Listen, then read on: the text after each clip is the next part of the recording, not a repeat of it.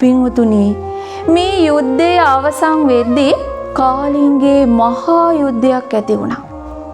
මේ යුද්ධය හරි දරුණුයි. මේ යුද්ධය කොච්චර දරුණුද කියන්නේ පින්වතුනේ ලක්ෂ සංඛ්‍යාත පිරිස මැරුණා. මිනි කඳු ගණන් ගොඩ ගැහුණා. අත් කකුල් කැපිලා. ඒ වගේම මේ පපුව සිදුරු කරගෙන ඊතාල පාරවල් වැදිලා.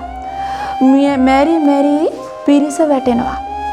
පින්වතුනේ ඔලු නැති බෙල්ල නැති රූප මේවට කියනවා මොන රූප කියලාද?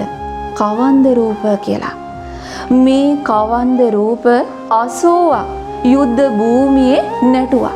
ඒ තරම් දරුණුයි මේ යුද්ධය. පින්වතුනේ අවසාන වෙද්දී මේ යුද්ධය අවසාන වීගෙන එද්දී අතයි කඩුවයි වෙන් කර ගන්නට බෑ. අත කඩුවට ඇලිලා එක කඩුවෙන් 10 ගාණක් පිරිස මරණයට පත් කරලා. අශෝක යුවරජතුමාගේ අත් දෙක ලේයින් තෙත් වෙලා ඇස් රතු වෙලා චණ්ඩාශෝක බවට පත් වුණා. පින්වතුනේ මේ අශෝක රජතුමා යුද්ධේ ජය ගන්නවා. රාජාභිෂේකය ලබනවා. රාජාභිෂේකය ලැබලා තමන්ගේ සිරි යහනේ දැන් සැතපීලා ඉන්නවා.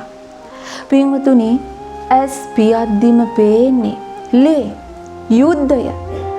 පිරිස වැටි වැටි මෙරි වැටෙන හැටි. විශාල ප්‍රාණඝාතයක්. ඉතින් හිතට කිසිම සැනසීමක් නැහැ. සතුටක් නැහැ. චිත්ත පීඩාව ගොඩාක් වැඩි.